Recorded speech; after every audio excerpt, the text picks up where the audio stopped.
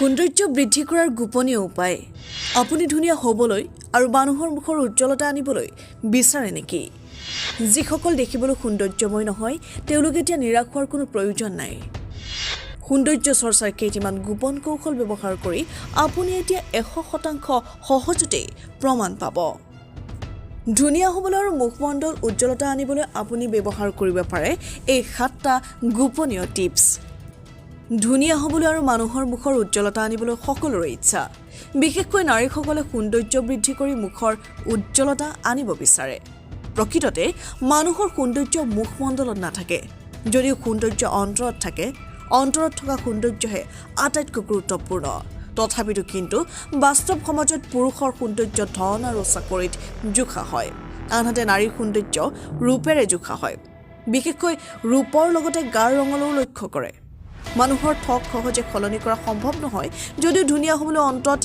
ছালৰ বৰণ ধুনীয়া কৰিবলৈ আৰু মুখমণ্ডল উজ্জ্বলতা আনিবলৈ চেষ্টা কৰিব পাৰি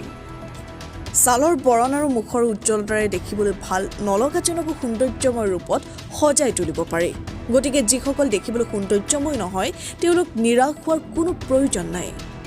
আজি আমি এনেকুৱা গোপন কৌশল আলোচনা কৰিম যি কৌশলেৰে আপুনি 100% প্ৰমাণ পাব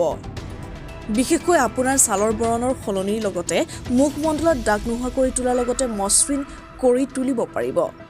যি আপোনাক দেখিবলৈ আকৰ্ষণীয় কৰি তুলিব মুখমণ্ডলত থকা দাগ গুচাবলৈ আৰু ছালৰ বৰণ বগা কৰিবলৈ বিশুদ্ধ নাৰিকলৰ তেলৰ লগত ভিটামিন চি কেপচুল মাজেৰে কাটি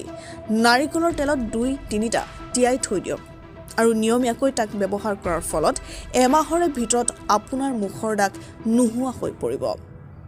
নাৰিকল তেলৰ বাবে মুখমণ্ডল বগা হ'ব লগতে মুখমণ্ডলত থকা খালমন নোহোৱা হ'ব ইয়াৰ উপৰিও ভিটামিন চি কেপচুলৰ ৰস অতিৰিক্তকৈ ব্যৱহাৰ কৰিব পাৰে আকৌ এল'ভেৰা জেল ব্যৱহাৰ কৰিব পাৰে যি আপোনাৰ মুখমণ্ডলৰ দাগ নোহোৱা কৰি তুলিব দ্বিতীয়তে মুখৰ উজ্জ্বলতাৰ বাবে কেঁচা হালধি ব্যৱহাৰ কৰিব পাৰে তৃতীয়তে নোজ ব্লেক হেডছৰ নোহোৱা কৰিবলৈ মাহত খুব কমেও 3বাৰ মান চাৰকোল মাস্ক ব্যৱহাৰ কৰিব পাৰে মনত ৰাখিব ইয়াক নিয়মীয়াকৈ বা বহুত বেছিকৈ ব্যৱহাৰ নকৰিব অন্যথা ছালৰ অনিষ্ট হ'ব পাৰে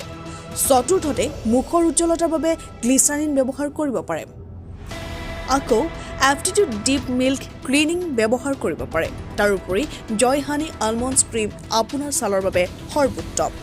পঞ্চমতে আপোনাৰ ছালৰ উজ্জ্বলতাৰ বাবে ভাল ৰাখিবলৈ প্ৰায় এল'ভেৰা জুচ খাওক ষষ্ঠতে ধুনীয়া হ'বলৈ প্ৰায় যে চাবোনৰ প্ৰচাৰ কৰি থকা দেখা যায় এয়া মিছা কথা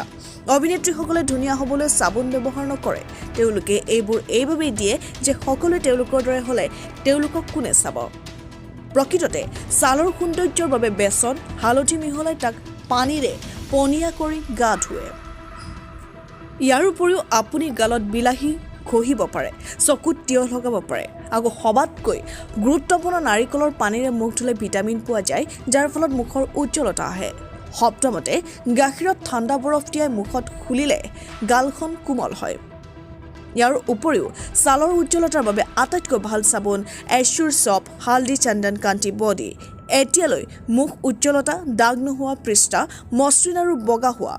আদিকে ধৰি মুখৰ আকৰ্ষণীয় কৰাৰ উপায়সমূহ জনালো নিশ্চিতভাৱে জনাও যে আপুনি যদি এইখিনি কৰিব পাৰে তেন্তে আপোনাৰ সৌন্দৰ্য বৃদ্ধি হোৱাটো নিশ্চিত কিয়নো এইখিনি হ'ল প্ৰমাণভিত্তিক গোপনীয় উপায় এইসমূহ উপায় আনে সহজে জানিবলৈ নিদিয়ে কিন্তু ঠক সলনি কৰিবলৈ হ'লে উদাহৰণস্বৰূপে হালি অহা চকু নতুবা মুখ ফুলাবলৈ আদি উপায় সমূহৰ বাবে যোগাসনৰ প্ৰয়োজন যিসমূহ যোগাসন আপুনি বিভিন্ন যোগাসনৰ কিতাপৰ পৰা আয়ত্ত কৰি কৰিব পাৰে